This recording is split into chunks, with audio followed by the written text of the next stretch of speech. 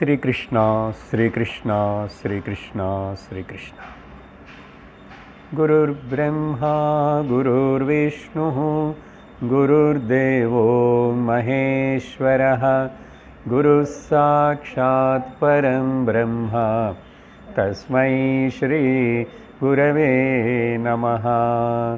तस्मै श्री गुरवे नमः।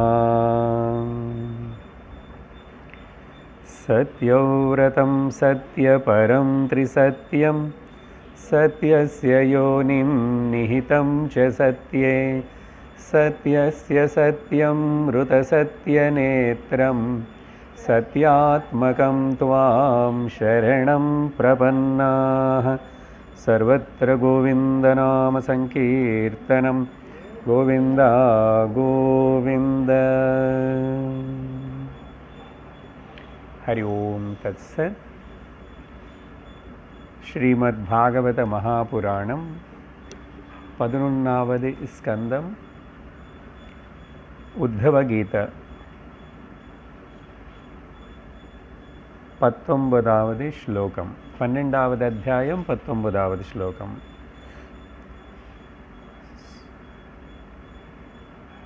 शुश्रूषणं द्विगजवां शुश्रूषणं द्विजगवां देवानां चाप्यमायया तत्र लब्धेन सन्तोषः शूद्रप्रकृतयस्त्विमाः।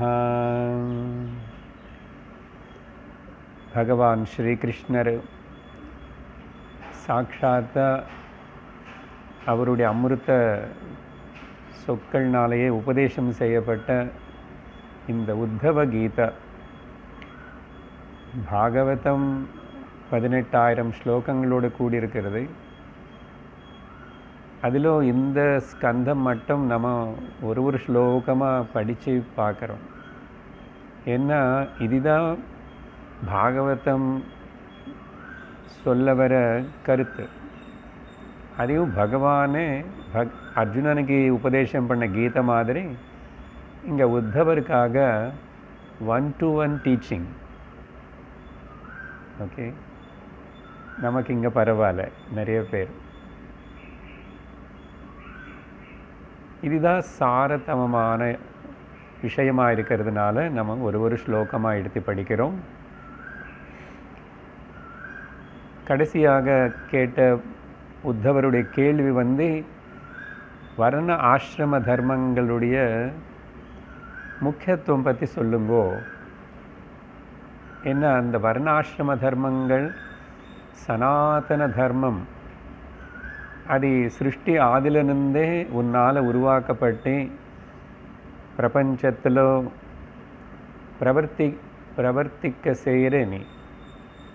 ஆனால் காலகட்டத்தில் யுகங்கள் மாறும்போது இந்த வர்ணாசிர தர்மங்களுக்கு மதிப்பில்லாமல் போகிறது. மக்களுக்கும் அதோட முக்கியத்துவம் என்னன்னு புரிய மாட்டேங்குது. இந்த விஷயம் உத்தவர் கேட்கும்போது பகவான் அவருடைய அவதார லீலை முடிச்சுட்டு கிளம்பி போகிற சமயம். இந்த உத்தவகீதை சொல்லி முடிச்சுட்டா அவர் அவதாரத்தை முடிச்சுட்டு போகிறார், திரோதானமாக போகிறார். அப்போது உடனே கலியுகம் தொடங்கிறதுன்னு பாகவதம் சொல்கிறது. அப்போது கலியுகத்தில் சகஜமாக ஐரன் ஏஜ் கலியுகம்னா 4 யுகங்களுக்குள்ள ரொம்ப மோசமாக இருக்கிற யுகம். ஆனால் இந்த யுகம் மோசமாக இருந்தாலும் பரவாயில்ல, மனிதர்களாக பிறந்த சில ஜீவர்களுக்கு மோட்சம் அடையணும், பக்தி செலுத்தணும், பகவத் பிராப்தி வேணும்னு ஆசைப்படுறவங்க இருப்பாங்க. இருந்ததுனால தானே இன்றைக்கும் அந்த உத்தவகீதை கேட்கறதுக்கு வரீங்க, சொல்லிக் கொடுக்கறதுக்கு ஆள் இருக்காங்க. அப்படின்னா கலியுகம் எப்படியோ இருக்கட்டும், கொஞ்சம் முன்னு பின்ன அப்ஸ் அண்ட் டவுன்ஸ் அப்படியெல்லாம் இருக்கும். இதெல்லாம் இந்த கான்டெக்ஸ்டில் இப்போது இந்த வர்ணாசிரம தர்மங்கள் கொஞ்சம் நாளில் பேசிகிட்ருக்குறோம், கேட்டுட்ருக்கீங்க நினைக்கிறேன். நல்லாவே கன்ஃபியூஷன் உருவாக்கும். ஏன்னா இப்போ அது எதுவுமே நம்மளால் செய்ய முடியல, அனுசரிக்க முடியல. அப்போ எதுக்கு இதெல்லாம் பேசி என்ன பிரயோஜனம் அப்படின்னு தோணும். அப்படி நினச்சிக்க வேண்டாம். இந்த காலத்தில் கூட, இப்போ இருக்கிற சூழ்நிலையில் கூட நமக்கு எவ்வளவு முடியுமோ அந்த அளவுக்கு அனுசரிக்கணும். இதெல்லாம் தெரிஞ்சுக்கிறதுக்கு கேட்டு இது இப்படியா అని தெரிஞ்சுக்கிறதுக்குள்ளே நமக்கு வயசாகி போச்சு. பெரும்பாலும் நிறைய பேருக்கு பாதி வயசாவது ஆயிருக்கும்.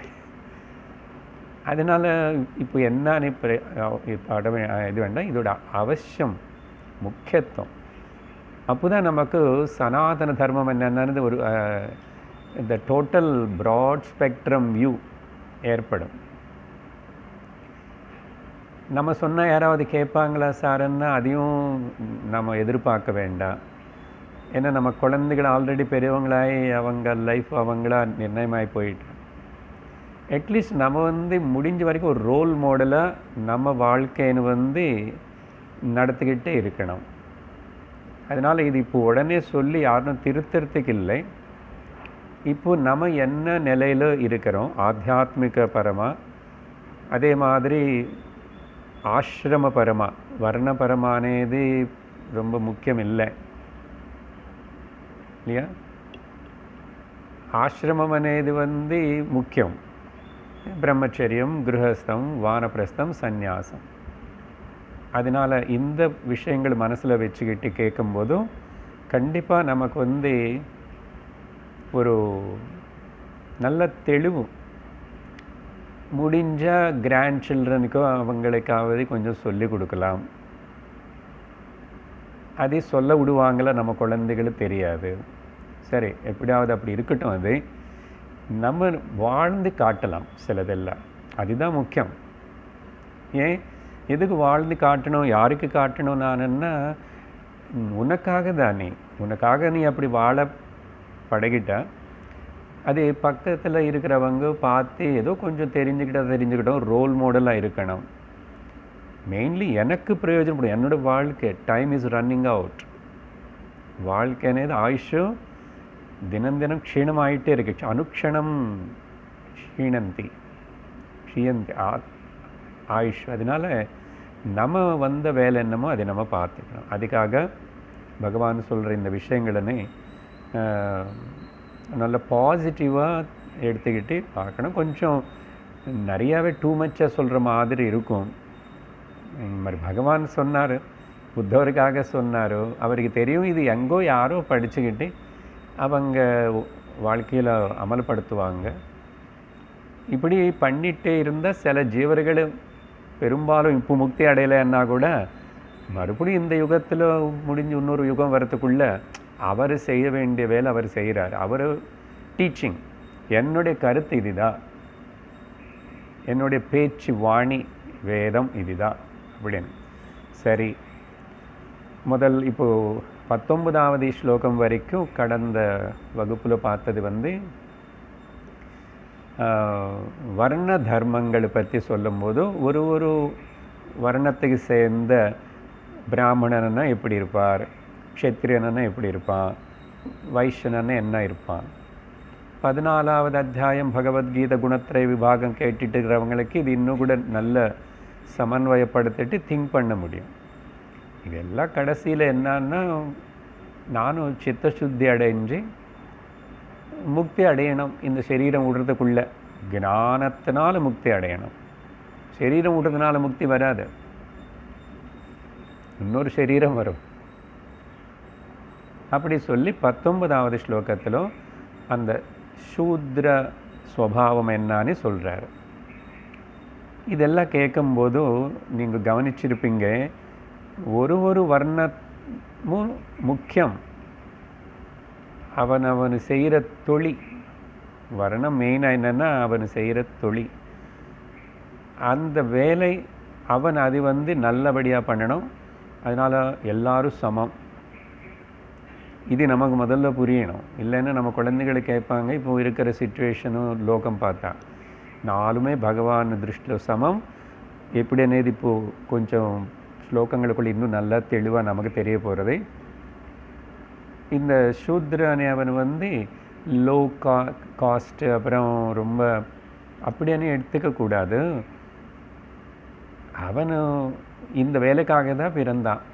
அவன் அப்படி அந்த வேலை பண்ணி தான், அப்படி வாழ்ந்து தான் அவன் முன்னு வரணும், மோட்சம் அடையணும். அவன் என்ன பண்ணணும்? வேதவேத்தர்களான பிராமணர்களனி மட்டமனி பகவான் சொல்கிறாரு, கோக்களனி பசுமாடுனி தேவதர்களனி இவன் வந்து மனசில் ஒரு கல்மஷம் கபட்டம் இல்லாமல், இங்கே கேளுங்க, புஸ்தகம் பார்த்து ஒன்றும் புரியாது. அவங்கள வந்து எப்படிப்பட்ட ஒரு கன்னிங் நேச்சர் உள்ள ஒன்றும் வெளியில் ஒன்றும் அப்படி இல்லாமல் சுத்தமான மனசோட அவனை வந்து சேவை பண்ணணும் என்றார். சேவை பண்ணணும். ஏன் அவன் மட்டும் சேவை பண்ணணும்னு இல்லை, ஒருத்தருக்கு ஒருத்தர் சேவை பண்ணிக்கிறாங்க. ஒருத்தருக்கு ஒருத்தரும் 4 பேர் இருந்தால் தான், 4 கம்பம் இருந்தால் தான், பில்லர்ஸ் இருந்தால் தான் அந்த ரூம் అనేది பில்டிங் நிற்கும் இல்லையா? அப்படி இருந்துட்டு அவனு செய்கிற அந்த வேலைக்கு என்ன அவனுக்கு பகுமானம் வருதோ, சம்பளம் வருதோ, அதை வச்சுட்டு திருப்தியோடு வாழணும். இதுதான் பெரும்பாலும் இருக்காது. சுவாமிஜியோடைய பேச்சில் சொன்னால் all government servants are the Shudras. They never satisfy எவ்வளோ கொடுத்தான்னு. அப்படின்னு 4 வர்ணங்களுடைய குணங்கள்னு சொன்னார். இப்போ இதில் என்ன குறை இருக்கு அப்படின்னா, சூத்ரன் வந்து பிராமணனே கோக்களன்னு சொல்லும்போது வைஷ்யர்கள் தான் இந்த இல்லை கோக்களனி கோஷாலை வைக்கிறது, இல்லை விவசாயம் பண்ணுறது, வியாபாரம் பண்ணுறது. அப்புறம் பிராமணர்கள் செய்கிற பூஜா புனஸ்காரம் கோவில்கள் இதெல்லாம் இருக்குமா, அந்த எல்லாத்துக்கும் இந்த இவன் வந்து துணைவியாக இருக்கணும். அவன் ஹெல்ப் பண்ணலன்னா, உதாரணத்துக்கு நம்ம பெரிய சிவன் கோவில் இருக்கு, ஓகே, அப்படிப்பட்ட பெரிய பெரிய கோவிலுக்குள்ள பால் வந்து இவன் இந்த சூத்ரனு காலையில் கொண்டு வரணும். அவனா கோக்களன்னு வளர்த்திட்டும் கொண்டு வரலாம். கொண்டு வந்து சுவாமிக்கு அந்த ஃப்ரெஷ்ஷாக அன்னைக்கு அவன் வந்தால் தான் அபிஷேகம் நடக்கும். 3 வாட்டி ஃப்ரிட்ஜில் வச்சது குளிர் பால் எல்லாம் இல்லை. அதனால தான் சில வாட்டி கோவிலுக்குள்ளேயே மாடு வச்சுக்கிறான். ஆனால் மாடுடைய பால் யாரும் பிராமணன் கறக்க முடியாது. அப்போது அது எவ்வளோ பவித்திரமான வேலை பண்ணுறான். அப்போது அவனுடைய வாழ்க்கை, அவனுக்கு வயிற்றுக்கு வஸ்திரத்துக்கு வேண்டியது அங்கே இருக்கிற பிராமணங்களோ, கோவில்களை நீ மெயின்டைன் பண்ணுறது யார்? க்ஷத்திரியர்கள். வைஷ்யர்கள் எல்லாம் சப்ளை பண்ணணும். சூத்ரன் வந்து அதெல்லாம் 3 பேருக்கு இவன் ஹெல்ப் பண்ணணும். அதே மாதிரி சொன்னால் அப்போது பிராமணனும் கூட இந்த 3 பேருக்கு ஹெல்ப் பண்ணணும். சும்மா உட்காந்து நெய் போட்டு சாப்பிட்றது இல்லை பிராமணனும். வேதத்தை காப்பாற்றிட்டு ப்ரொடெக்டிங் த வித்யா, வேதம் அது எல்லோருக்கும் உபயோகப்படுற மாதிரி பிராமணன் அவன் உயிர் இருக்கிற வரைக்கும் முயற்சி செஞ்சுக்கிட்டே இருக்கணும். 3 பேருக்கு ஹெல்ப் பண்ணணும். அது சேவை தானே அப்போது. அப்புறம் அவனும் அப்படி தான், அவருக்கு யார் என்ன கொடுப்பாங்க எதிர்பார்க்காம வர தட்சிணை அதை வாங்கிட்டு திருப்தியாக இருக்கணும்.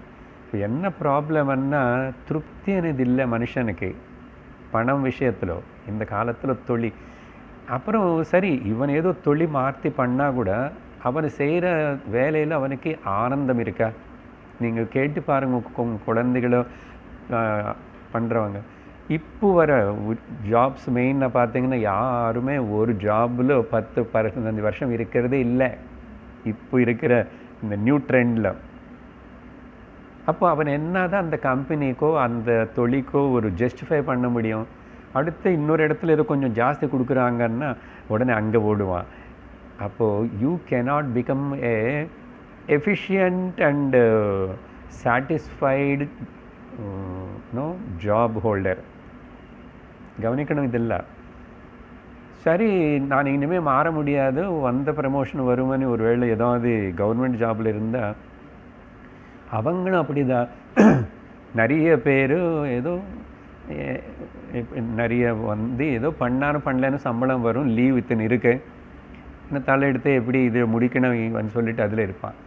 ஹாப்பிலி ஆனந்தமாக நீ எந்த வேலையில் இருந்தால், அதனால என்ன சொல்கிறோம்னா, உனக்கு எது உன்ன சுபாவத்துக்கு சூட்டபுளாக இருக்கோ அந்த வேலை எடுத்துக்கிட்டு அது தேர்ந்தெடுத்துக்கிட்டு அது ஆனந்தமாக பண்ணும்.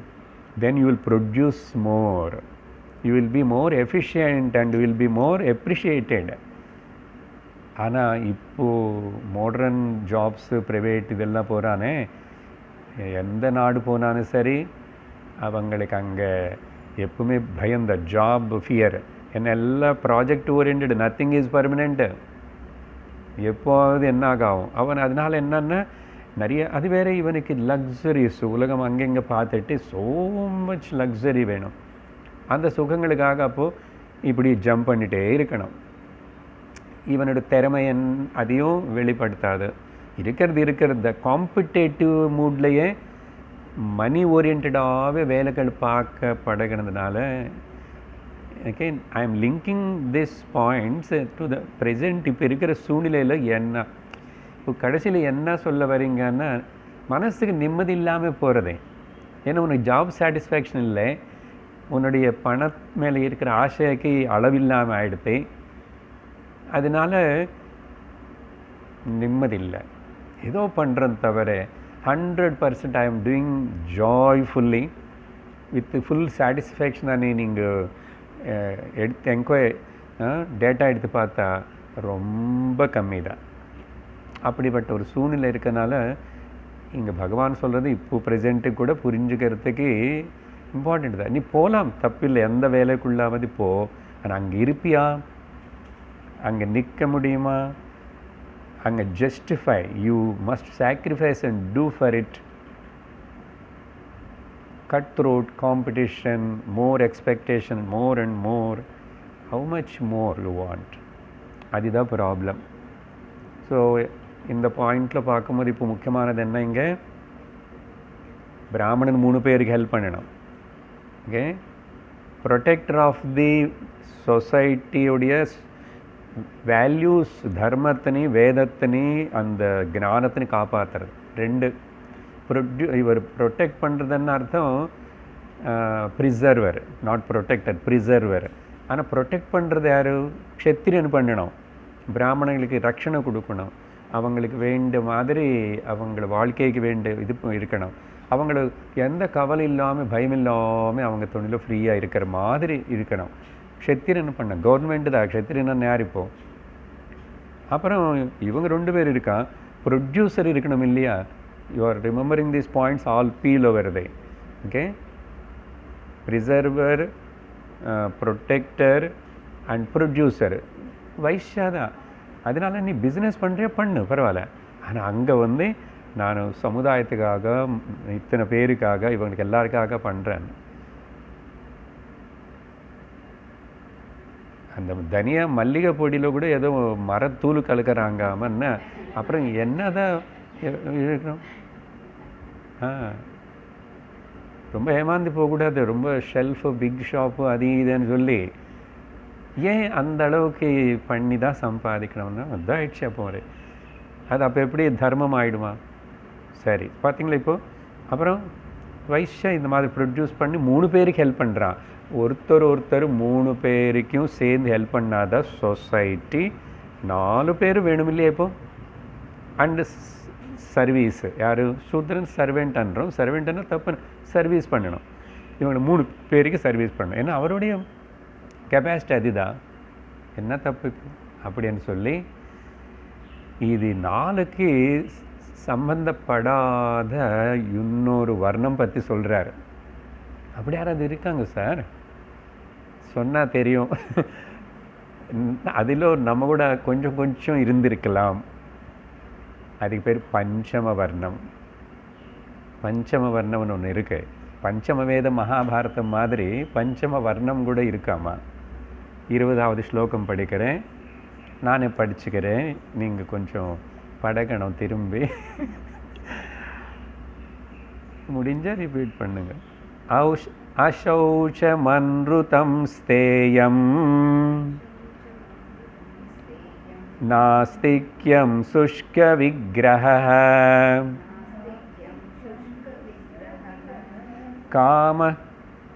காமக்ரோதஸ்ச தர்ஷஸ்ச ஸ்வபாவோம் தேவசாயினாம். அந்தேவசாயினாம் அதுதான் பஞ்சம வர்ணம். இது இன்னொரு வார்த்தை, பகவான் பஞ்சமம் அనే வார்த்தை இங்கே உபயோகப்படுத்தல. அந்தேவசாயினாம்னு சொன்னால் நம்பர் தெரிஞ்சது எங்கனே 20 12வது அத்தியாயம். சரி, இவங்களை பஞ்சம வர்ணத்துக்கு கீழே போடலாம். ஒரு 6-7 குணங்கள் இவங்களை பற்றி சொல்கிறாரு. இது கொஞ்சம் அதிலும் மிக்ஸ் ஆகிருக்கலாம், மேலே சொன்ன யாருக்குள்ளாவது கூட மிக்ஸ் ஆகிருக்கலாம், சரியா?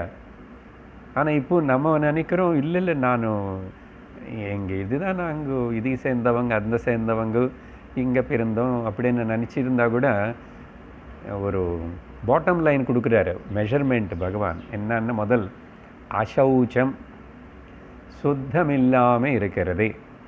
பாஹ்ய சுத்தம், ஆகார சுத்தி, வாக் சுத்தி, மனோ சுத்தி, இது எதுவுமே இல்லாமல் இருக்கிற சுபாவம். ஓகே, ரொம்ப விவரிக்க வேண்டியதில்லை. அசௌச்சம் எல்லாம் ஆலோ சொல்கிறார். கூட நெகட்டிவ் பார்ட்டிகள் சௌச்சம் இல்லாமல் இருக்கிறது.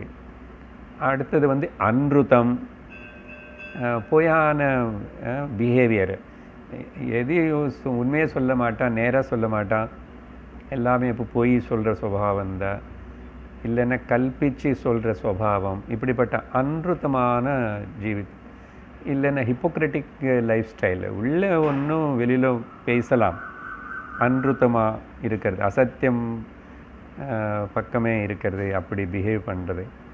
அப்புறம் ஸ்தேய புத்தி. ஸ்தேயம்னா இங்கே உபயோகப்படுத்தலை, பதஞ்சலி யோக சூத்திரத்தில் அஸ்தேயம்னு சொல்லும். இங்கே அப்படின்னா திருட்டு புத்தி. இந்த திருட்டு புத்தி பல வகையாக சிந்திக்கலாம். 1-2 பாயிண்ட் சொல்கிறேன், பகவத்கீதையிலும் பேசியிருக்கோம். ரொம்ப லோபத்தோட பேராசையோடு இருந்தாவே அது திருட்டுத்தனம் மாதிரி தான், திருட்டுத்தனம் தான். அடுத்தவங்களுடைய பேரு புகழ் பொருள் சொல்லாமல் உபயோகப்படுத்துகிறது, எடுத்துக்கிறதையும் திருட்டு புத்தி தான். பக்கத்து வீட்டிலேருந்து ஏதோ வாங்கிட்டோம், எப்போ அவங்க கொடுத்தாங்க, அவங்க மறந்துட்டாங்க, அதையும் ரொம்ப நாள் ஆயிடுச்சு, இப்போ கேட்கல, என்ன வச்சுக்கலாமான்னு புத்தி இருந்தால் திருட்டு புத்தி தான். அப்புறம் சமைச்ச சாப்பாட்டு பகவானுக்கு நைவேத்தியம் பண்ணாமல், பிரம்மார்ப்பணம் சொல்லாமல், ஓகே, அன்னதாத்தா சுகி பவான்னு சொல்லாமல் சாப்பிட்ற திருட்டு புத்தி தான். இப்படி பல வகையாக சின்னதாக பெருசாக அப்படி எடுத்துங்க. திருட்டுன்னா பெரிய கொள்ளைக்காரனாக இருக்கணும்னு அவசியம் இல்லை. பர்சனல் ஃபேமிலி ப்ராப்பர்ட்டிலேயே அது பற்றி பேச்சு வரும்போது நம்ம ஜாஸ்தி வேணும், எனக்கு கொடுக்கணும் ஜாஸ்தி அப்படின்னு சொல்லி ஆசைப்படுறது, டூ மச், ஏன்னா கிரீடினஸ் தான் இன்னொரு விதமாக. அப்படிப்பட்ட ஸ்தேய புத்தி. அதனால தான் முக்கியமாக இந்த சேவை பண்ணுறவனுக்கு மேலே சொன்னாங்க பாருங்கோ, அவங்களுக்கு அந்த புத்தி இருக்கக்கூடாது. அதுதான் நம்ம கவனிப்போம் முதல்ல, இவனுக்கு திருட்டு புத்தி இருக்கான்னு. ஏன்னா நம்ம 24 மணி நேரம் கவனிக்க முடியாது இல்லையா? அது கோவில் வேலை ஆகட்டும், வீட்டு வேலை ஆகட்டும். அதனால தான் கபட்டம் இல்லாமன்னு சொல்லியிருக்காரு பாருங்கோ மெயினாக. அதே மாதிரி நம்ம ஆஃபீஸராக இருந்தால் என்ன, ஆஃபீஸு பொருள், ஆஃபீஸுக்கு சேர்ந்தது எல்லாமே கூட நம்ம பர்சனலாக உபயோகப்படுத்தக்கூடாது. ஆனால் இவங்க யாரும் கேட்பாங்க எதுக்கு உபயோகப்படுத்துன்னு சொல்லி, அப்படி புத்தி வரும். அது நல்லா திருட்டு புத்தி தான். நீ எவ்வளோ பெரிய லெவலில் இருந்தால் கூட. அதே மாதிரி கவர்மெண்ட்டுக்கு பொதுமக்களுக்கு சேர்ந்தது, நம்ம பொலிட்டிஷியன்ஸ் எல்லாம் அந்த மக்களுக்கு சேர்ந்தது விஷயம். அது நீ பர்சனலாக உங்கள் ஃபேமிலிக்கு உனக்காக உனக்கு என்ன வருதுமோ அது வரும், அந்த சம்பளமாக ஏதோ வச்சுக்கோ, அவ்வளோதான். ஆச்சரியம் என்னன்னா எவ்வளவோ இருந்தவனு கூட இப்படி திருட்டுத்தனம் பண்ணுறானே, ஸ்கேம் எல்லாம் ஏன் நடக்கிறது லோகத்தில்? ஆச்சரியமே இல்லை. அவன் என்ன இல்லாமல் சாகிறான்? இது ஒன்றும் கிடையாது. ஆஸ்தேயம், ஸ்தேய புத்தி இருக்கிறது. அப்புறம் நாஸ்திக்யம், பகவான் மேலேயோ பகவானுடைய பேச்சு வேதங்கள் மேலேயோ இது எது மேலே நம்பிக்கை இல்லாமல் இருக்கிற நாஸ்திக்ய புத்தி. ஆஸ்திக்கம்னா நம்பிக்கை, நாஸ்திக்யம். சரியா? அப்படி ஒரு கட்சியே இருக்க தமிழ்நாடுல நமக்கு இந்த குணங்கள் எல்லாம் இருக்கு. நாஸ்திக்யம், வேதத்தை நம்ப மாட்டோம், இதெல்லாம் தப்பு, அதெல்லாம் போய் அப்படின்னு சொல்லி. அப்புறம் சுஷ்க விக்கிரக, தேவையில்லாமல் சண்டை போடுறது, இல்லைன்னா கோச்சிக்கிறது. சுஷ்க விக்கிரகம், விரோதம், எனிமிட்டி. எப்படி அவனுக்கு அப்படிப்பட்ட பேச்சு பேசி அப்படி ஏதாவது சொல்லி தப்பாக சொன்னாத விரோதம் வச்சுக்கிறது சில பேருக்கு லைக்கிங். நம்ம ஹிரண்யகசிபு, ராவணனு, ஹிரண்யாக்ஷன் மாதிரி பகவானை வெறுத்தி தான் அப்படி. ஸோ சுஷ்க விக்கிரக, எந்த காரணம் பெருசாக ஒன்றும் இல்லை, ஆனால் அது பெருசு பண்ணுவான். அப்புறம் காமஹ, எப்போ போக புத்தி தான், நிறைய என்ஜாய்மெண்ட் என்ஜாய்மெண்ட் என்ஜாய்மெண்ட், அப்படிப்பட்ட போக புத்தி இருக்கிறது. அப்புறம் குரோதஹாச்ச, கோபம். இப்போ இதெல்லாம் நிறைவேறணும்னா அப்போ மாதிரி கோபம் வராதா என்ன? கோபம், யாரும் என்னை ஒன்றும் சொல்லக்கூடாது, நான் இப்படி பண்ணான்னு சரி எனக்கு காட்டி கொடுக்கக்கூடாது அப்படி, அதனால் கோபம் வரும். ஏன்னா அவன் ப்ரொடெக்ட் பண்ணிக்கிறதுக்கு, டிஃபெண்ட் பண்ணிக்கிறதுக்கு. அப்புறம் தர்ஷஹாச்ச, துராசை, பேராசை, துராசை. நான் முன்னாடியே சொல்லிட்டேன் இந்த ஸ்தேயம் விஷயம்லையே பகவான் இங்கே தனியாக லிஸ்ட்டு கொடுக்குறார். தர்ஷஹன்னா டூ மச் டிசைன், அளவில்லாத அளவுக்கு. இப்படிப்பட்ட இந்த குணங்கள் இருக்கிறவங்க இவங்க எல்லாருமே வர்ணாசிரம தர்மம் எது அனுசரிக்காதவங்க. இவங்களே பஞ்சம வர்ணமாக வெடுத்தி வைக்கணும். பொதுவாக ஒரு காலத்தில் ஜென்ரலாக சமாஜத்தில் புரிஞ்ச விஷயம்னா பஞ்சம வர்ணம்னா சண்டால. சூத்ரனாக இருக்கிறவனு கூட நம்ம வீட்டில் வேலைக்காரியாக வச்சுக்கிறோம், எல்லாம் பண்ணுறோம். இந்த பஞ்சம வர்ணம் என்னன்னா உயிரோடைய பிராணிகளை கொளுத்துவான். இந்த காட்டில் இருந்து அங்கேருந்து வருவாங்க பாருங்க, குருவி சாப்பிட்றவன், அது சாப்பிட்றவன், நேர அப்படியே அது உயிரோடு இருக்கும் அப்படி இப்படி பாவம். அப்புறம் எந்த சுச்சியே கிடையாது. இப்போது இந்த சொன்ன விஷயங்களை கொஞ்சம் கொஞ்சம் அங்கங்கே அப்சர்வ் பண்ணால் இப்போ இருக்கிற கௌரவமாக நினச்சிக்கிற குடும்பங்களுக்குள்ளே இருக்குது, இதெல்லாம் இருக்கா இல்லையா? அப்படி இப்படியோ ஒன்றோ ரெண்டோ கொஞ்சமோ ஒன்று. சௌச்சம் இல்லை, ஒரு பாயிண்ட் மட்டும் சொல்கிறேன். அசௌச்சம் என்ன? குளிக்காமல் சாப்பிட்றது. இந்த காலம் பசங்க எல்லோரும் இன்னைக்கு பாருங்க. ஏன்னா அவங்க கேள்வி கேட்பான், இப்போ என்ன குளித்து சாப்பிட்டேன்னா குளிக்காமல் சாப்பிட்டேன்னானுவான். ஏன் இதெல்லாம் கேட்கல. அம்மா அப்பா சின்ன வயசுல வந்து ரொம்ப ஸ்ட்ரிக்டாக அவங்க பண்ணிகிட்டு இருந்தா, அவங்க பண்ணாமல் இருக்கிறதுனாலையும் அப்புறம் ஸ்ட்ரிக்டாக கவனிக்காதனாலையும் அப்படி சொல்லும். ஓகே, இதெல்லாம் சொல்லும் போது கில்ட்டியை ஃபீல் பண்ண வேண்டாம். நம்ம குழந்தை இப்படி இருக்கேன் அப்படி இருக்கேன்னு கூட, ஆனால் இருக்கிற சத்தியம் அதுதான். பட் எவ்வளோ டீப் ஈச் பாயிண்ட் అనేది வாழ்க்கைக்கு. வாழறதுன்னா சும்மா வாழ்ந்து போகலாம். அப்போது உனக்கு தர்மம் எதுக்கு, ஹிந்து பாரத தேசம் எதுக்கு, உனக்கு கடவுள் எதுக்கு, அப்படி இருக்கிறதுன்னு இருந்துக்கும். அப்புறம் அசூச்சியாங்க 2-3 நாளில் கூட துணி துவைக்காமல் இருப்பான். அந்த மாதிரி அசுத்தி. அப்புறம் டைம் அன்டைமில் எல்லாம் சாப்பிட்றது, இது ரொம்ப காமனாக பார்க்கலாம்.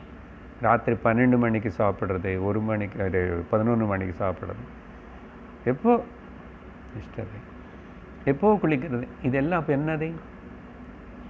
பஞ்சம வர்ணம்தான். நம்ம குழந்தைகளானா கூட நம்ம ஒத்துக்கணும்,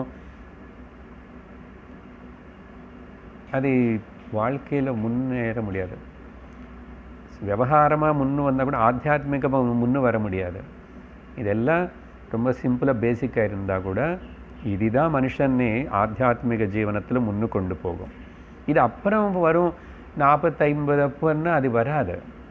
ஓரளவுக்கு we feel better because நம்ம அந்த இப்போ இருக்கிற ட்ரெண்டில் நம்ம இல்லை. அப்படின்னா அந்த மாதிரி வேலை அப்படிப்பட்ட படிப்பில் படிக்கலை நம்ம இல்லையா. அதனால நம்ம ஏதோ இன்னும் கொஞ்சம் காப்பாற்றிட்டு இருக்கிறோம், நம்ம அனுசரிச்சுட்ருக்கோம்னு நினைக்கிறோம். You just imagine after your next generation இவங்க அங்கே இங்கெல்லாம் போய் ஏதோ வேலையில் போய் எங்கோ இருந்துட்டு ஏதோ நாட்டில் இருந்து அப்படியே இருந்து வந்தால் எப்படி தான் அவங்க இதெல்லாம் அனுசரிக்க முடியாது. சில இடத்துல அப்படிப்பட்ட சூழ்நிலை கூட இருக்கு. பட் எனக்கு இதெல்லாம் முக்கியம் இல்லைன்னு போனால் போகணும். அப்படின்னு பஞ்சம வர்ணம் பற்றி விஷயங்கள் சொன்னார். இது மிக்சடாக எல்லாத்துலேயும் இருக்கலாம். அடுத்தது 21வது ஸ்லோகம். எல்லா இப்போ 4 வர்ணங்களுக்கு இப்போ இந்த பஞ்சம வர்ணத்தினை எடுத்து விட்டுடுங்கோ, இவன் அபாண்டன் பண்ணணுமா. இன்னும் ஒரே ஒரு பாயிண்ட் சொல்கிறேன் இதில், இது இப்போ சொல்லக்கூடாது சப்தமாக. அந்த காலத்தில் இந்த சண்டால குரூப்புக்கு சேர்ந்த பஞ்சம வர்ணம் அவன் அந்த தெருவில் கூட வரவிட மாட்டான். அதுக்கு காரணம் என்னன்னு நம்ம புரிஞ்சுக்கணும். அதுதான் சென்டிமெண்ட்டு. அப்படி பண்ணாங்க இப்படி பண்ணாங்க. என்ன அவன் ஒரு வாரம் குளிக்கலை, அவனுக்கிட்ட என்ன டிசீஸ் இருக்கோ, எப்படி இருக்கோ, எப்படிப்பட்ட கையோடு இருக்கானா. இப்போ கொரோனா எல்லாரையும் தெரிஞ்சிச்சுல்ல, கை கடுகு ஷேக் ஹேண்ட் கொடுக்காது, ஹக் பண்ணிக்காது. இது எப்போது சொல்லியாச்சு. எதுக்கு ஷேக் ஹேண்ட் கொடுக்கணும்? உன்னோட வைரஸ் நீக்கிட்ட வச்சுக்கோ, உன்னோட பேக்டீரியா உனக்கிட்ட வச்சுக்கோ. இந்த நமஸ்காரம் பண்ணி அதோடு போதுமானது நம்ம நாட்டில் தான். வீட்டில் ஓகே குழந்தைகள். அங்கே வெளிநாட்டு போனால் ஹக்கு தர்ம சம்பிரதாயம் ஒத்துக்காது இதெல்லாம். எதுக்குன்னா தெரியும் அவங்களுக்கு இப்படி எல்லாம் வருவானு. யாருன்னு போய் டக்குன்னு அவனை எப்போ குடித்தானோ என்னமோ அவனு நமஸ்காரம் பண்ண தூரம் தான், பரவாயில்ல, குட் பை சொல்லு, பரவாயில்ல. எதுக்கு ஷேக் ஹேண்டு கொடுக்கணும், ஹக் பண்ணிக்கணும்னு இப்போ தெரியுறது லோகத்தில் எல்லாம் இருக்குது. எந்த சாஸ்திரம் என்ன சொல்கிறதுனே. எல்லோரும் சமந்தானே, எல்லோரும் சமமனே சொல்லாத. சமம் என்ன நமஸ்காரம், எல்லோரும் ஆத்மதான். அப்புறம் அந்த அந்த கிணறுல தண்ணி குடிக்கிறது இதெல்லாம் செய்ய விடாது. ஏன்னா அவனு அப்படிப்பட்ட விதமாக இருக்கிற வாழ்க்கை. அப்போ அவனால் சொசைட்டியில் மிச்சம் எல்லாருக்கு ப்ராப்ளம். அதே மாதிரி ஒரு குழந்தை ஒரு வீட்டில் ஒருத்தர் இந்த பஞ்சம வர்ணம் மாதிரி வாழ்க்கை நடத்திட்டு இருந்தால் அந்த வீட்டில் பேரண்ட்ஸுக்கு எல்லோருக்கு சுற்றி இருக்கிறவங்க எத்தனை விதமான வகையில் டிஸ்டர்பன்ஸ் வருது. ஒருத்தனுக்கு காமன் சென்ஸ் இல்லைன்னா டிவி இவ்வளோ சவுண்டு வைப்பான், பக்கத்தில் ஆள் இருக்காங்களே கவனிக்க மாட்டான் இல்லையா. அந்த ஆட்டோமேட்டிக்கு லாக்குக்கு காருக்கு இப்போ சில பேர் இல்லை அந்த லாரிக்கு ஹார்ன் இருக்கு பாருங்க, அந்த மாதிரி வச்சுருக்காங்க இங்கே இந்த கேம்பஸ்குள்ளேயே. சும்மா இது அது சைலண்ட் கூட பண்ணலாம், ஆனால் பண்ண மாட்டான், சொல்லி கூட பண்ணல ஒருத்தர். அது ராத்திரி 10 காலையில் இது என்ன இதெல்லாம். ஆனால் அவர் பெரிய ஒரு இது என்ன இதெல்லாம் பஞ்சமவர்ண புத்தி தான்.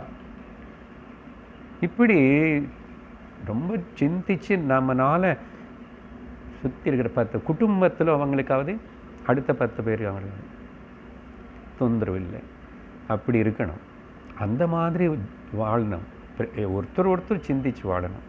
சரி, இப்போது காமனாக இந்த 4 வர்ணங்களுக்கு இருக்க வேண்டிய குணங்கள் என்னன்னு சொல்கிறாரு. இப்போது நீங்கள் ஒத்துக்குவீங்க 4 பேர் சமந்தா. நான் முதல்ல சொன்னான் அந்த பாயிண்ட்டுன்னு. என்ன சொல்கிறாரு 21 அஹிம்சா சத் 20 தானே படித்து முடிச்சோம். சரி 21 அஹிம்சா சத்யமஸ்தேயம் அகாமக்ரோதலோபதா மம் லோபத பூதப்ரியஹிதேஹாச்ச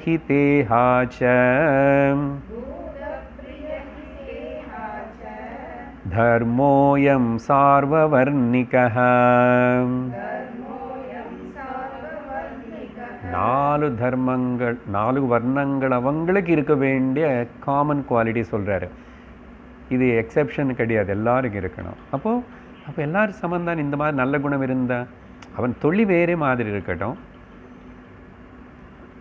என்னது மேலே அஹிம்சா அதெல்லாம் வந்துச்சு. ஆனால் இங்கே அஹிம்சா, ஓகே, மனசா பாஷா கர்மனா என்னால் முடிஞ்ச வரைக்கும் யாருக்கு எந்த பிராணிக்கு தொந்தரவு படக்கூடாது, அஹிம்சா.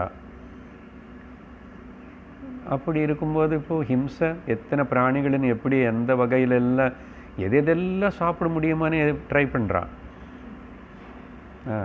அத்தனை பிராணிகளும் ட்ரை பண்ணலாமன்னு தேல் பாம்புலேருந்து சாப்பிடாரு. அஹிம்சவன். அப்புறம் சத்தியம் அனுசரிக்கிறது. பாருங்கள், மேலே சொன்னதுக்கு எல்லாத்துக்கும் இங்கே பாசிட்டிவ், அது இங்கே நெகட்டிவ். அஸ்தேயம், எந்த திருட்டுத்தனமும் புத்தி இல்லாமல் இருக்கிறது. அகாமம், அக்ரோதம், அலோபம், 3 மீத்துக்கு ஆணு சேர்த்துக்கணும். இங்கே அகாமம்னு மேலே காமம்னு சொல்லிட்டாரு. இங்கே அகாமம், அக்ரோதம், குரோதம் புத்தி இருக்கக்கூடாது. இந்த குரோதம் అనేది ரொம்ப ரொம்ப டேஞ்சரஸ். வெளியில் வைரஸ் எல்லாத்துக்கும் மேலே இது ரொம்ப டேஞ்சரஸ் மனுஷன் ஆத்தியாத்மிக வளர்ச்சிக்கு. அதனால் never justify your anchor on எந்த சிச்சுவேஷனாவது, எந்த காரணம் மாத்திரம் இதனாலன்னு ஆங்கர்னு ஜஸ்டிஃபை பண்ணாது. இது ரொம்ப நஷ்டம் உனக்கு தான். அப்புறம் ஸோ இந்த குரோதம் இல்லாமல், அக்ரோதம், அகாமம், அலோபதா, கிரீடினஸ் இல்லாமல் இருக்கிறது. ஆசை, டூ மச் ஆசை இல்லாமல் இருக்கிறது. கடைசியில் இன்னொன்று பூதப்பிரிய ஹிதே, பூதப்பிரிய ஹித ஈஹா, சர்வ பிராணிகள் மேலே பிரேம, அவங்களோட ஹிதத்துக்கு நான் என்ன பண்ணுவேன், ஹிதம் பண்ண முடியலன்னு பரவாயில்ல, நான் ஒன்றும் கடுதல் செய்யக்கூடாது அப்படின்னு சொல்லிட்டு பூதப்பிரிய ஹிதே ஆஹ ஈஹ, அப்படிப்பட்ட ஒரு ஸ்வபாவம் இருக்கிறது. சர்வ பிராணிகளுக்கு ஹிதம், அப்புறம் அவங்கள மேலே பிரியமாக இருக்கிறது. மனுஷன் எல்லாரும் மேலே இதெல்லாம் தர்ம அயம் சார்வவர்ணிக. இந்த இது எல்லாருக்கும் காமன் தர்மம். காமன் தர்மம் எல்லாருக்கும் சொல்கிறாரு. பஞ்சமவர்ணன்னு நம்ம நெகேட் பண்ணிட்டோம். So very important. இது கூட 4 வர்ணங்களுக்கு வேண்டியது. அதனால் யாருன்னே தாழ்த்தனமாக அப்படி இப்படின்னு சொல்லலை. அது அப்புறம் ஊகிச்சு சொசைட்டியில் தப்பான விதமாக இந்த கேஸ்ட்டு, குலம், ஜாதி அப்படின்னு சொல்லிட்டு பல விதமாக பேசி, நீ எங்கே பிறந்தையோ அதில் இருந்து, அதிலோ அந்த தொழிலோ இருந்து அங்கே திருப்தி ஆயிரும், ஆனந்தமாயிரும். அப்படியே ஆத்தியாத்மிக வளர்ச்சிக்கு நீங்கள் இந்த குணங்களுடைய காம்பினேஷனில் மாற்றம் கொண்டு வந்துக்கிட்டு நீ மெஜாரிட்டி சத்துவகுணத்துக்கு வந்தால் நீ பிரம்ம ஜானத்துக்கு, பிராமணத்துவத்துக்கு நீ லாய்க்கு ஆகிடுவேன். அது பல வாட்டி சொல்லியிருக்கோம். குணத்தகா பிராமணன் ஆயிடலாம் எல்லாரும்.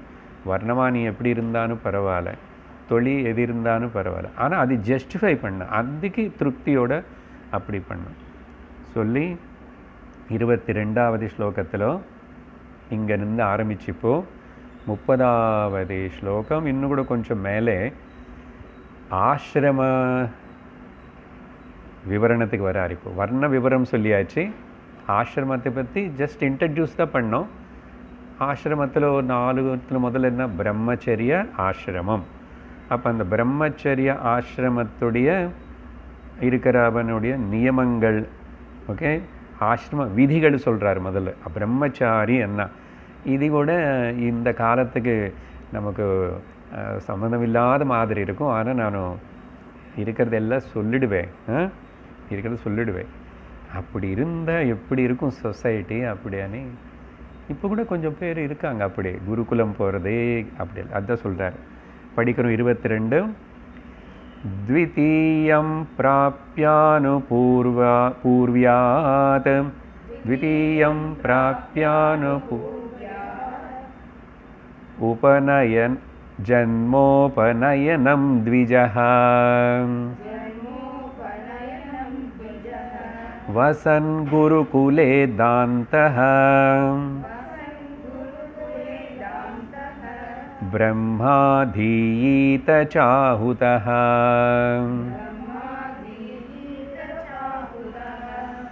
இது ரொம்ப irrelevant-ஆக தோணும். முக்கியமாக சப்போஸ் ஸ்திரீகள் கேட்கும்போது ஏன்னா பிரம்மச்சாரி இதுதான் சாஸ்திரம் பேசணும். பிரம்மச்சாரிணி பற்றி எங்கேயுமே பேசலை. அப்போ பசங்களுக்கு மட்டும்தான், ஆண் குழந்தைகளுக்கு பிரம்மச்சாரின்னு அப்படி இல்லை. கொஞ்சம் அதையும் அன்வயப்படுத்திக்கலாம். பட் மெஜாரிட்டி இங்கே சொல்கிறது எல்லாமே அந்த ஆண் குழந்தை எந்த வயசில் உபநயனம் அந்த விஷயம் எல்லாம் சொல்கிறார். என்ன சொல்கிறார்? முதல்ல த்விஜஹா, ஒரு மனுஷன் பிறக்கும் போது, இப்போ கூட ஏதோ சத் சங்கத்தில் சொல்லியிருக்கேன்ல, ஜன்மனா ஜாயத்தே ஜந்துஹு అని சொல்லும் சாஸ்திரம் ஒரு இடத்துல. பிறக்கிறவங்க எல்லாரும் ஜந்து தான். ஜாயத்தே இது ஜந்துஹு, பிறந்ததுன்னு. அப்புறம் ஜன்மனா ஜாயத்தே சூத்ரஹா, பிறக்கும்போது நம்ம எல்லாரும் சூத்திரர்கள் தான். அதனால தான் சூதகம், தீட்டு. அதனால தான் சுத்தி, ஒன்றும் தெரியாது, எதுவுமே தெரியாது இல்லை குழந்தை. அப்போ அவனை சம்ஸ்காரவானா பண்ணுறதுக்கு தான் 16 முக்கியமான சம்ஸ்காரங்கள், சின்ன சின்ன சம்ஸ்காரங்கள் வேலை அப்படியெல்லாம் இருக்கு. எங்கேருந்து என்ன சொல்கிறார் இங்கே பாருங்கோ, அனுபூர்வியாத்தன்னு ஒரு வார்த்தை நடுவில் இருக்கு. ஓகே, த்விதீயம் பிராப்ய அனுபூர்வியாத்தன்னா இந்த த்விஜன்ம, இன்னொரு ஜன்மம் எடுக்கணுமா? எப்போன்னா பூர்வியா அனுபூர்வியாத்தன்னா பிறக்கிறதுக்கு முன்னாடிக்கு இவனுக்கு சில சம்ஸ்காரங்கள் செய்வாங்க. எங்கேருந்து ஆரம்பித்து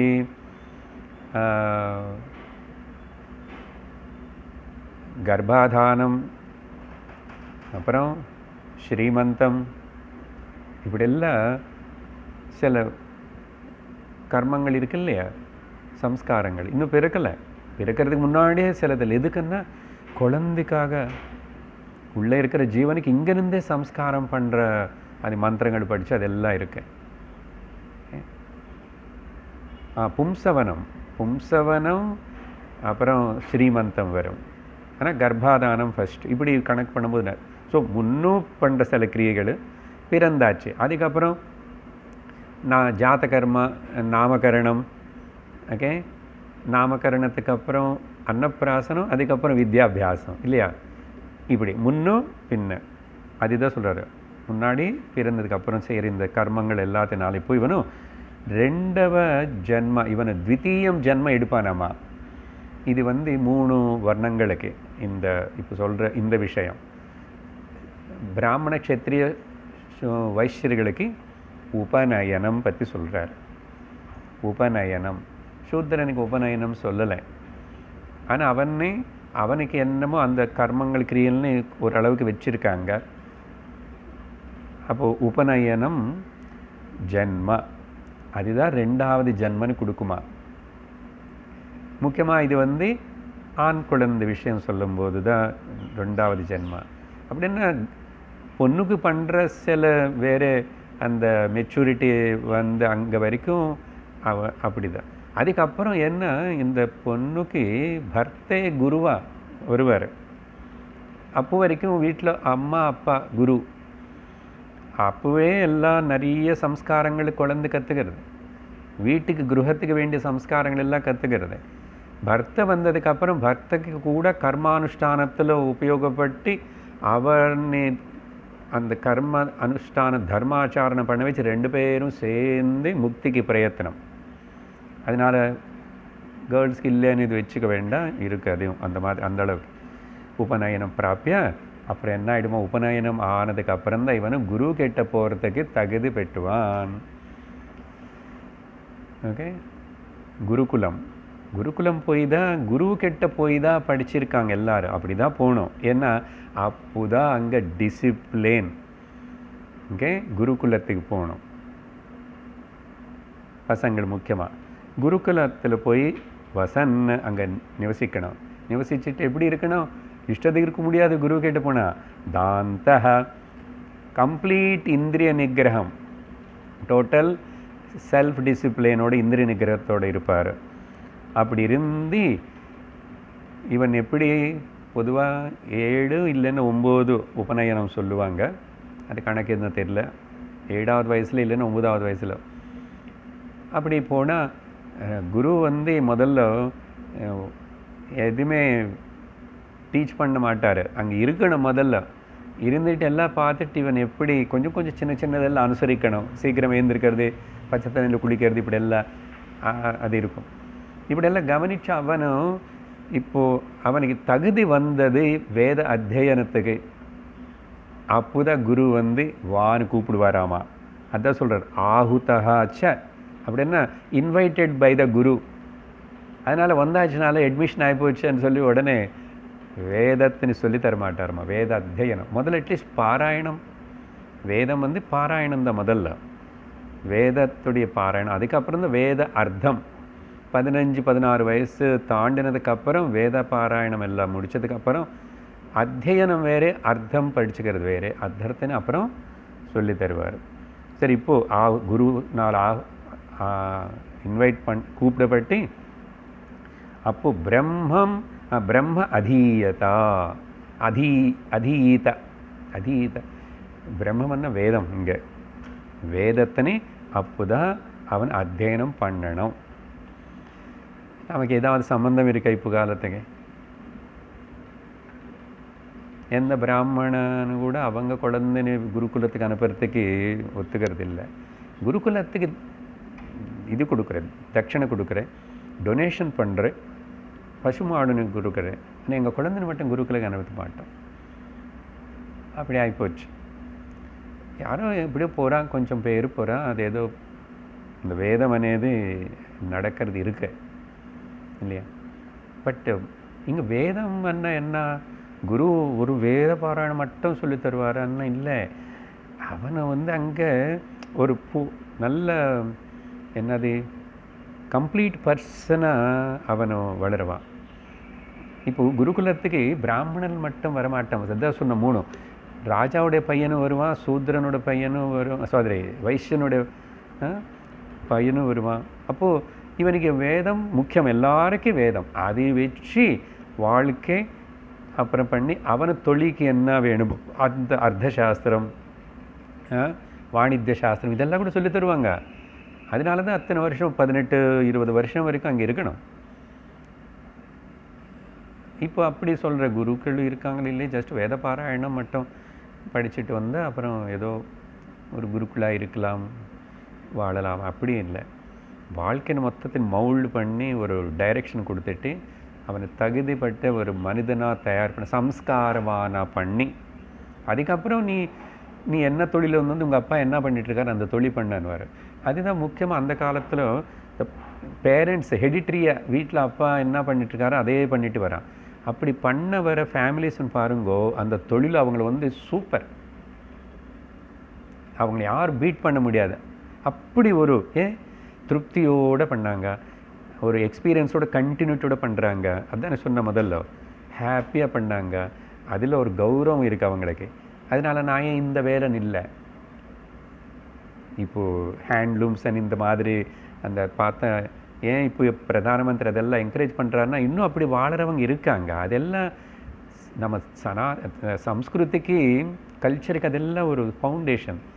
அதனால் அவங்கள நம்ம இது பண்ணணும்னு சொல்லிட்டு தான் அந்த காரியாவது இதாவது இந்த எல்லாம் என்கரேஜ் பண்ணணும், ஹேண்டிகிராஃப்ட்ஸ் அதெல்லாம்.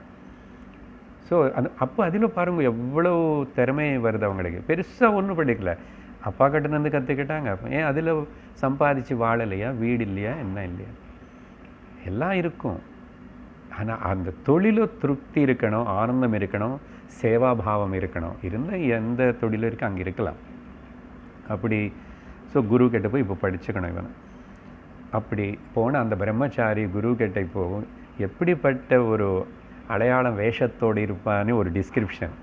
இதெல்லாம் கூட இப்போ நாம்கே வாஸ்தே அந்த உபநயனம் செய்யும்போது ஃபோட்டோ எடுக்கிறதுக்கு இருக்கும். அதுக்கப்புறம் இவன் எப்படியோ இவன் பஃபூன் மாதிரியும் ஹிப்பி மாதிரி இருப்பான். ஆனால் செய்யணுமே, உபநயனம் பண்ணணுமே அப்படின்னு பண்ணுறது தவிர. சரி, இங்கே டிஸ்கிரிப்ஷன் 23 வந்து மேகலாஜின தண்டாக்ஷ ब्रह्मसूत्रकमण्डलोन् जटिलो धौतदद्वासः அரக்தபீடக்குஷான் ததத் ததத். இங்கே ஜஸ்ட்டு கல்பனை பண்ணி நம்ம சினிமாவில் எங்கோ டிவியில் ஏதோ ட்ராமாவில் பார்ப்பேன் தவிர பிரம்மச்சாரி என்ன இந்த வேத பாடசாலையில் இருந்து குரு கிட்ட படிக்கிற அந்த குழந்தைகள் ஓகே முதல்ல அவனுக்கு இடுப்புக்கு ஒரு முஞ்சா கிராஸ் வச்சு ஒரு கயிறு கட்டுவாங்க. அது உபநயனம் அன்றைக்கே பண்ணுவாங்க. ஓகே ஆனால் அதுக்கப்புறம் அது வேறு விதமாக அவன் அது வச்சுக்கிட்டே இருக்கணும். ஓகே இங்கே கர்டில்ன்னு சொல்லுவாங்க, அது கட்டுறான். அதுக்கு பேர் தான் மேகலா. வாமனாவதாரத்தில் வாமனனை வந்த உடனே அப்புறம் அதெல்லாம் அவங்க அம்மா கட்டி விட்டுட்டாங்களாமா எல்லாம் அங்கே விவரம் வந்துச்சு. வாமர் குட்டி பையனா வந்த உடனே உபநயனம் பண்ணிட்டு உடனே போகணும் தானம் வாங்கிறதுக்கு அவருக்கு அர்ஜென்ட்டு. மேகலா. அப்புறம் அஜினம் இங்கே வஸ்திரம் என்னன்னா இந்த கருப்பு புள்ளி இருக்கிற மானுடைய தோல். ஓகே அது கிருஷ்ண அஜினம்னு சொல்லுவாங்க. இங்கே அது கிருஷ்ணான்னு சொல்லலை, அஜினம். பட் ஜென்ரலி அந்த ஏன்னா அந்த கருப்பு புள்ளி இருக்கிற மானு ரொம்ப சிறந்தது. இல்லை அது மானு கருப்பாக இருந்து புள்ளி எல்லோ இருக்குமா ஏதோ தெரியல கரெக்டாக. Yellow dots I think. பொதுவாக லைட் எல்லோ ஒயிட்டு தான் இருக்கும். கருப்பு டாட்ஸ் இருந்துச்சுன்னா அது எல்லாம் ஹிமாலயாஸில் இருக்கும்.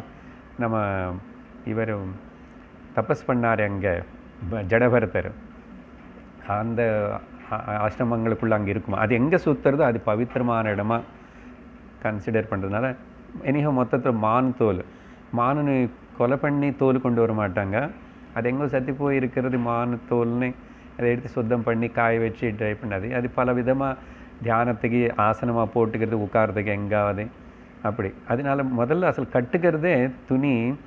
இப்போது ஜஸ்ட்டு நேம் சேக் அந்த உபநயனம் அன்னைக்கு வாத்தியார் ஒன்று சின்னது கொண்டு வருவார். கொண்டு வந்து அதை அப்படி கட்டி ஏதோ வச்ச மாதிரி ஃபோட்டோ எடுக்கும்.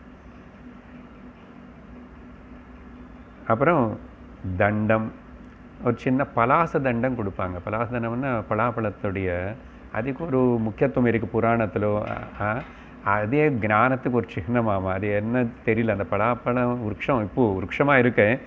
அது ஏதோ ஒரு ஞானி ரிஷியோ மகாத்மாவோ அது அப்படியே இருக்குது. அதனால பலாச தண்டம் கொடுக்கணும். அது கையில் இருக்கும் இப்போது. அப்புறம் அக்ஷ மாலை. மாலான்னு இல்லை, அக்ஷன்னா ருத்ராட்ச மாலான்னு அர்த்தம். ஆனால் ருத்ராட்ச மாலை எல்லாருக்கும் கொடுக்க மாட்டார், கொடுக்கக்கூடாது. அதனால் ரொம்ப இதெல்லாம் சீரியஸாக எடுத்துக்காதுங்க. ஜஸ்ட் கேட்குறோம். சன்னியாசிக்கு மட்டும்தான் ருத்ராட்ச மாலை, ஸ்பட்டிக மாலை. மிச்சம் எல்லாருக்கும் துளசி மாலை. அது என்னமோ அதுக்கு எல்லாம் சிலதெல்லாம் இருக்கு. ஆனால் இப்போ எல்லோரும் போட்டுக்கிறாங்க ஒரு ஃபேஷனாகவே ருத்ராட்ச மாலை. மொத்தத்தில் இங்கே நமக்கு பாயிண்ட் என்னென்னா இந்த அக்ஷமாலை అనేది அந்த ஜபமாலை அர்த்தம். அக்ஷமாலைன்னா அந்த ஜபமாலை. அதில் ஜெனரலாக 54 பீட்ஸு இருந்தால் போதும். ஆனால் இப்போ 108 பண்ணி கூட வைக்கிறான். ஏன் 54ன்னா ஆ டு க்ஷா சம்ஸ்கிருத அக்ஷரங்கள் எடுத்தால் அக்ஷ, இங்கே பாருங்க அக்ஷான்னு தான் கொடுத்துருக்கு.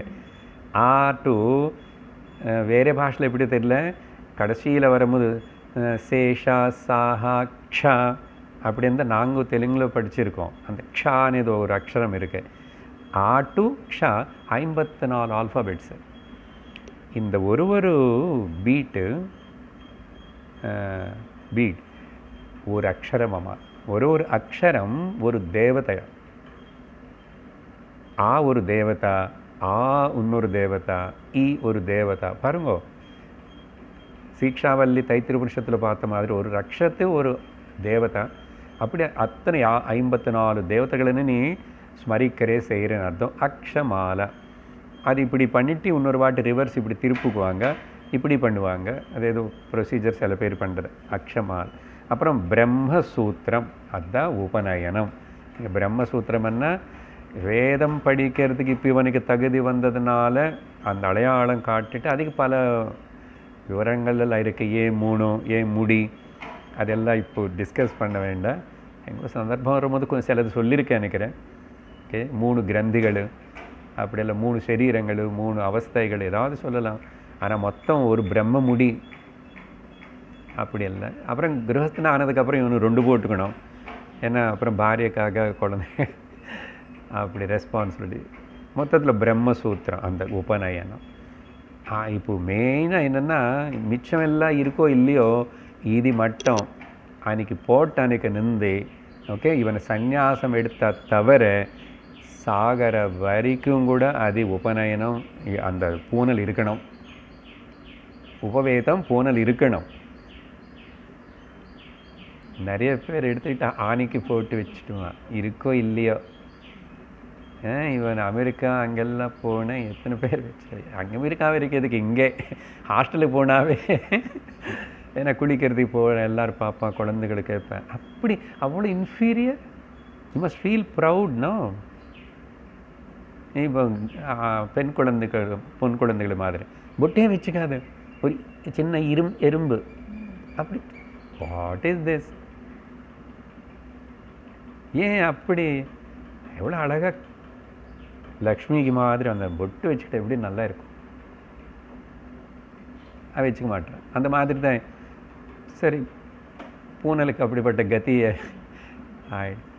சந்நியாசம் எடுத்துக்கிட்ட தவிர வானப்பிரஸ்தம் வரைக்கும் கூட அப்படியே அது இல்லை. அந்தரிங்க சந்நியாசம் எடுத்துட்டு பாஹ்யமாக மாறலைன்னா இப்போது ரமணர் இந்த மாதிரி அந்த ஞான நிஷ்டர்கள் அத்தியாசன்வழிகளாக இருக்கிறவங்களுக்கு அந்த ரூல்ஸ் எல்லாம் கிடையாது. ஞானி பற்றி சொல்லிட்டு இருக்கோம் இல்லை, நிறையா வேறு இடத்துல ஞானி பியாண்ட் ஆல் திஸ் என்ன அவன் எப்படி எதுக்கையிலையும் சேர்க்க முடியாது. ஃப்ரீடம் கொடுத்தது வேதமே. நீ இனிமேல் தவற மாட்டேன், எங்கே போக மாட்டேன், எப்படி நீ எப்படியாவது இருந்துக்குவான்னு சொல்லிச்சு. அதனால் அவர் ஃப்ரீயாக இருப்பார். அவங்களுக்கு புரிஞ்சுக்கிறது ரொம்ப கஷ்டம். பிரம்மசூத்திரம், அப்புறம் கமண்டலம். எந்த கமண்டலம்னா இந்த காலத்தில் ஏதோ செம்பு பாத்திரம், பஞ்ச பாத்திரம் ஜலம் எப்பவுமே. ஏன்னா இவனுக்கு 3 வாட்டி சந்தியாவந்தனம் பண்ணணும், வேறு வேறு டைமில் கூட ஏதேதோ பண்ணுவாங்க. அப்பப்போ வாய் க்ளீன் பண்ணிக்கணும், வேதம் ஆரம்பிக்கும் போதெல்லாம் வாய் க்ளீன் பண்ணிக்கணும், இப்படியெல்லாம் இருக்கு. பாராயணம் பண்ணுவான் நிறைய வாட்டி, அதனால் கமண்டலம் இருக்கணும். அப்புறம் பொதுவாக குட்டி குழந்தைகளுக்கு தான் அந்த குருகுலத்தில் மொட்டை அடிப்பாங்க. ஆனால் கொஞ்சத்துக்கு அப்புறம் இனிமேல் முடி மேலே எந்த இது இருக்கக்கூடாது, அது அப்படியே வளரும். மீசமாவது தாடியாவது ஜெட்டிலஹா. ஓகே, முடியோடு அப்படியே இருப்பான். நீங்கள் பெரிய பிரம்மச்சாரிகள் குருகுலத்தில் பார்த்தீங்கன்னா அதெல்லாம் முடியோடது அப்படி தான் இருக்கும். ஓன்லி குட்டி குழந்தைகளுக்கு மட்டும் முதல் கொஞ்சம் வருஷம் மட்டும் அப்படி பண்ணுவாங்க. ஏன்னா அங்கே அம்மா இல்லை, தலை சீவுறதுக்கு எல்லாம் யாரும் பண்ணுவாங்க, இது பண்ணிக்காது. அப்படி இருந்துட்டு அடுத்தது ஒன்று சொல்கிறாங்க, இது நமக்கு புரியாத மாதிரி இருக்கும். பல்லு தேய்க்க வேண்டியதில்லையம்மா, துணி துவைக்க வேண்டியதில்லையம்மா. அப்படின்னா இது என்ன அர்த்தம்னா, நீ பல்லு தேய்க்கிறது இல்லை, துணி என்ன சின்ன துணியோ காட்டன் இது கட்டுக்கிற. இப்படி மானு தோல் யார் கட்டுறேன் எந்த ஆசிரமத்தில்? இப்போ மானு தோல் எடுத்தால் பிடிச்சிக்குவான் போலீஸு, ஃபாரஸ்ட் டிபார்ட்மெண்ட்டு. அப்புறம் பெரிய வம்பாயிடும். அது விலை எங்கோ எடுந்தால் கூட அது இல்லை. அப்படின்னா எது மேலே பாஹ்ய சரீரம் மேலே உனக்கு மோகம் இருக்கக்கூடாது. இப்போது நீ இப்போ படிக்கிறவன் வேதந்தான். அதனால் சிம்பிள் சிட்டி, சிம்பிள் லிவிங், அந்த மாதிரிக்காக இந்த டிசிப்ளின்ஸ் எல்லாம் சொல்லப்பட்டது. இது எந்த அளவுக்கு எங்கள் ஆசிரமத்தில் யார் ஃபாலோ பண்ணுறாங்களோ அது விஷயம். பட் அர்த்தம் அப்படி எடுத்துக்கணும். இவனுக்கு அப்படின்னா ஏதோ அங்கே இதுக்கு கூட அங்கே நிஜமான ஆசிரமத்தில் இருந்த குருகுலத்தில் அதுக்கு ஒரு குச்சி சொல்லுவார் குரு. அந்த மரத்தோட குச்சி எடுத்துக்கிட்டு தான் பல்லு தேய்ச்சிக்கணும். நாங்களே சின்ன வயசுலலாம் வேப்ப குச்சி தான் அப்படி இருக்குது. வேப்ப மரம் அப்படியே எட்டும். எத்தனோ வருஷம் வேப்ப குச்சி இப்போ கடிக்காது. அப்போது இருக்கும்போது அப்புறம் அந்த ப்ரெஷ்ஷு இந்த ப்ரெஷ்ஷு அப்படிப்பட்டது இப்படிப்பட்டது ஊவான அட்வர்டைஸ்மெண்ட்டு பார்த்து அப்புறம் அவன் பல்லு காட்டி அந்த பல்லு நமக்கு வரவே வராது. இப்படியெல்லாம் மோகப்படாது, சரீரம் வியாமோகம் வச்சுக்காதுன்னு சொல்கிறதுக்கு அந்த விஷயம். வஸ்திரம் ரொம்ப அதுக்கு இது ரொம்ப ஒரு அன்னைக்கு வாஷ் பண்ணது மாற்றி கட்டிக்கும், அவ்வளோதான், சின்னதாக. அப்புறம் எந்த அலங்காரத்தோட கூடியிருக்கிற ஆசனம் இருக்கக்கூடாதாம்மா. இங்கே வந்து ரத்த வர்ணமன்ன ஆரக்தமன்னா ரொம்ப பெயிண்டடுன்னு அர்த்தம். ரத்தமன்னா சிகப்பு அப்படி எடுத்துக்க வேண்டாம். நம்ம ரொம்ப கலர்ஃபுல் டெக்கரேட்டடு இந்த மாதிரி அவன் உபயோகப்படுத்துகிற துணியாவது கீழே போடுற ஆசனமாவது அஃப்கோர்ஸ் கட்டுக்கிறது பிரம்மச்சாரி வெள்ளை தவிர வேறே கட்டக்கூடாது. ஓகே, கொஞ்சம் பெருசாக லெவல் மாறினா ஏதோ எல்லோ துண்டு கொடுப்பாரு. அதே அந்த இது செய்யும்போது மட்டும், அந்த நிஷ்டை பண்ணும்போது மட்டும். ஸோ இந்த மாதிரி பிரம்மச்சாரி எதுக்கு இதெல்லாம் சொல்லியிருக்காருன்னா, வீட்டில் அட்லீஸ்ட்டு அந்த குழந்தை குருகுலத்துக்கு போகலன்னா கூட காலையில் அந்த உபநயனம் பண்ணதுக்கப்புறம் அந்த சந்தியாவனம் பண்ணுறது, டைமுக்கு பண்ணுறது, அப்புறம் கொஞ்சம் நேரம் அந்த குருகுலத்தில் இருக்கிற குழந்தைகளை பாருங்கோ எவ்வளோ தேஜஸோடு இருக்கும். நீங்கள் போய் ரெண்டு மூணு நாள் பார்க்கணும். ஏன்னா வேதம் சொல்லி சொல்லி அந்த டிசிப்ளினோடு இருந்து இங்கே சொல்லாததே ஒன்று ரெண்டு கண்ணாடியே இருக்காது. அங்கே கண்ணாடி பார்த்துக்கிறதுக்கு தேவையில்லை. நான் சொல்லியிருக்க ஒரு வாட்டி, நாங்கள் ஆசிரமத்தில் கோர்ஸ் பண்ணும்போது எங்கே கண்ணாடி இருக்காது, பாத்ரூமாவது வெளியிலாவது எங்காவது. அங்கே அப்போது இவ்வளோ கூட வைக்கிறது சும்மா சந்தனம் தான், அப்படி வச்சு இப்படி வச்சு படகி போச்சு, அவ்வளோதான். அதனால் ஒருத்தருக்கு இப்படி இருக்கும், ஒருத்தருக்கு அப்படி இருக்கும், எப்படி இருந்து கூட இருக்காது. நீயே வாங்கி ரூமில் வச்சுக்கிட்டே சரி. சுவாமிஜி அதில் இன்டைரக்டாக வேறு விதமாக சொல்லுவார், ரொம்ப கம்பல் பண்ண மாட்டார். ஏன்னா இந்த காலத்துக்கு தகுந்த மாதிரி நம்ம புரிஞ்சுக்கணும். அப்படி வாழும்போது எப்படி இருக்கும் அந்த மாதிரி வாழ்க்கை. அங்கே குழந்தைகள் நீங்கள் பார்த்தா தேஜஸ் அப்படி இருக்கும், வர்ச்சஸ். என்ன பிரம்மா அந்த வேதத்துடைய இதனால். சரி, இதெல்லாம் அப்புறம் சொல்லி 24 வந்து ஒரு வேறு ரிஸ்ட்ரிக்ஷன்ஸ் இவனுக்கு. ஸ்நான போஜன ஹோமேஷு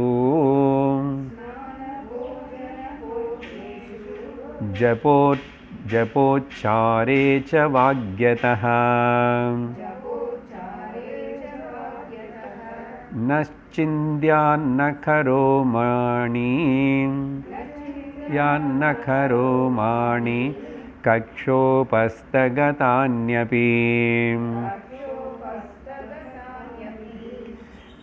என்ன சொல்கிறாருன்னா, பேசக்கூடாது அனி ஒரு 5 இடத்துல. இதில் பிரம்மச்சாரிக்குன்னு எடுத்துக்கிறோம், ஆனால் நம்ம கூட இது அப்ளை ஆகும். இப்போது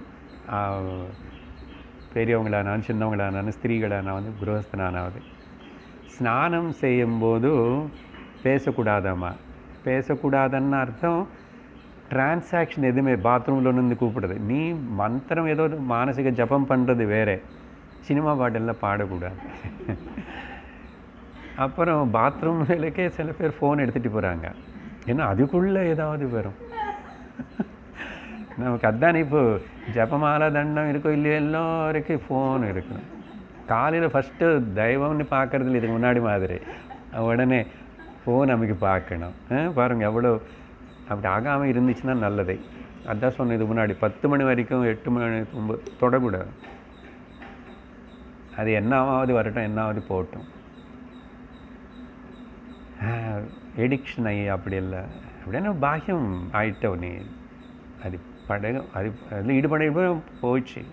ஆத்தியாத்மிகம் எல்லாம் போகும், ஆனால் தெரியாது. தெரியாமல் இந்த இங்கிலீஷ்காரன் நம்மளை தெரியாமல் நம்மளை எல்லோரும் மாற்றி விடுன மாதிரி இதெல்லாம் மாற்றும். சயின்ஸ் எல்லாம் பண்ணுற பெரிய மாயாஜாலம். அதை ஜாக்கிரதை இருக்கணும். ஸ்நானம் பண்ணுவோம். அப்புறம் சாப்பிடும்போதும் அதுதானே ஆசிரமத்தில் கேம்பில் சாப்பிடும்போது பேசுவோம். ரொம்ப முக்கியம் இதெல்லாம்.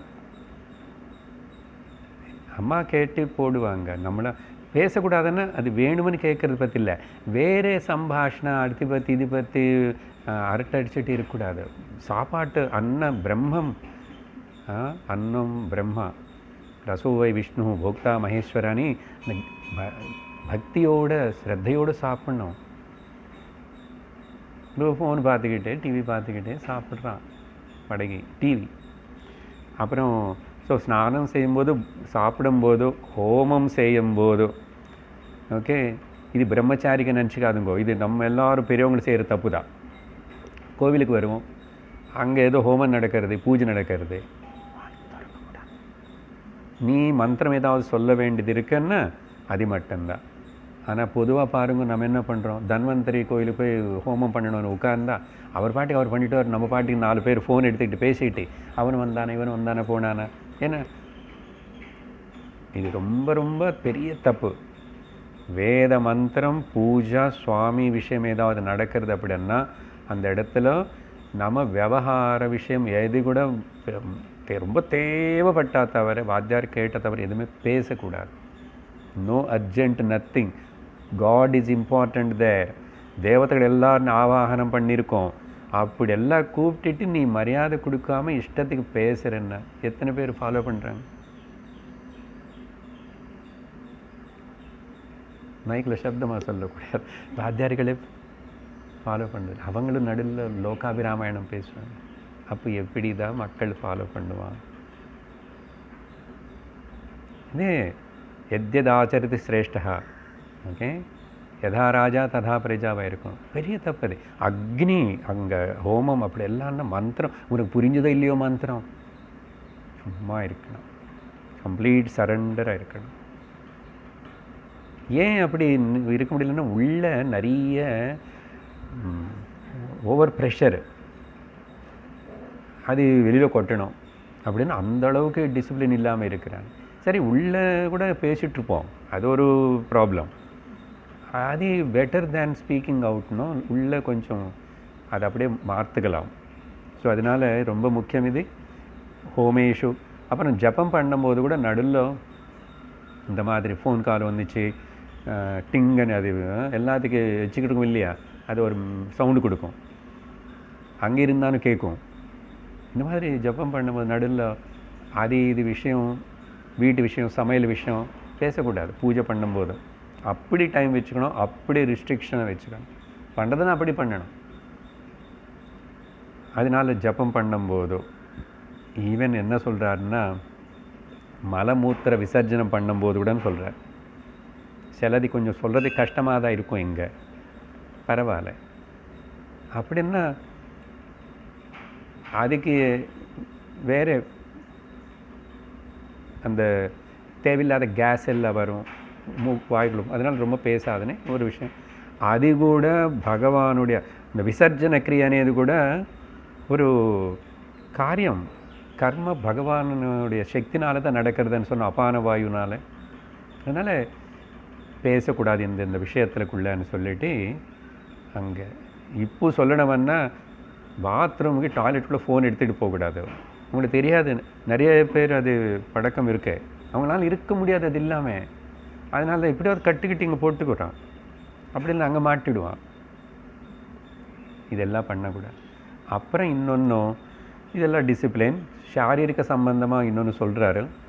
இது நகங்கள் தலைமுடியாவது எந்த முடியாவது பிரம்மச்சாரி முக்கியமாகும், அது கட் பண்ணக்கூடாது.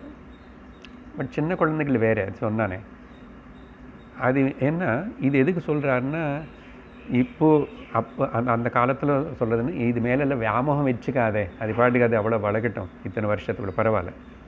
அதுக்கு என்ன அது நகம் கட் பண்ணுறது, முடி கட் பண்ணுறது எதுவுமே செய்யக்கூடாது. சரீரில் எந்த பாகத்தில்னா கூட முடி கட் பண்ணக்கூடாதுன்னு சொல்லப்படுறீங்க. ஆனால் சரீரம் டெக்கரேஷனுக்கு உன்னோட மைண்டு போகக்கூடாது, சரீர அலங்காரத்துக்காக அது மேலே வியாமோகம் இருக்கக்கூடாது. இருந்தால் இந்த பிரம்ம வித்யா வேத பட்டனம் అనేది உனக்கு உள்ளே ஏறாது, அது தடமாகும். அட்லீஸ்ட் இந்த பீரியட். அதுக்கப்புறம் நீ குருஹஸ்தனா போனதுக்கப்புறம் வேறு இங்கே ரூல்ஸ் அப்படி இருக்கு, சரியா? இப்போ இதுக்கு நாம் என்ன சொல்லணும்? இப்போ இருக்கிற நமக்கு பெரியவங்களுக்கு குருஹஸ்தர்களுக்கு பியூட்டி கிளினிக்கு போகாது, லோகம் எல்லாம் அதுக்கு பின்னாடி ஓடுறது. ஆமாம், எவ்வளவு நாளைக்கு இந்த பாடி வியாமோகம் வச்சுக்க போகிறேன்? அது ஏதோ இப்போ தான் கல்யாணம் பண்ணிக்க போகிற பொண்ணு பையனன்னு அவங்கள ஏதோ பண்ணிக்கலாம், ஓகே. பாட்டிக்கு தாத்தாக்கு எதுக்கு? 40 வயசுக்கு அப்புறம் பாட்டி தான் எல்லாரும், தாத்தா தான் அப்படின்னு சொல்லி போதும், ஓவர் டோஸ் ஆயிடுச்சு. அடுத்தது இன்னும் கூட கொஞ்சம் வித்தியாசமாக இருக்கும், அடுத்த வகுப்பில் பார்ப்போம். ஓம் பூர்ணமதః பூர்ணமிதம் பூர்ணாத் பூர்ணமுதச்யதே பூர்ணஸ்ய பூர்ணமாதாய பூர்ணமேவாவசிஷ்யதே. ஓம் சாந்தி ஷாந்தி ஷாந்தி. हरिः ओम श्री गुरुभ्यो नमः. हरिः ओम. हरि ओम तत्सत्.